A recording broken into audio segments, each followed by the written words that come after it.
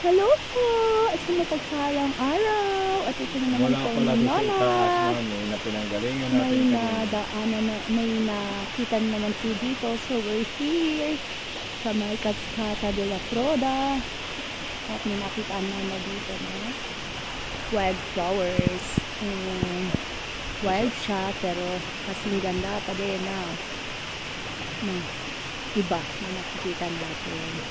So yun lang po, share ko lang kasi eye-catching din naman po talaga siya. Actually, maliit lang po siya. Ay, ganito lang po siya kaliit.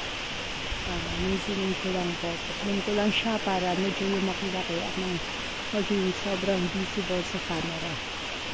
So yun lang po. Share ko lang po. Ayan, konting ikot na din dito sa aming pinagtatayuan. Thank you for watching. God bless po.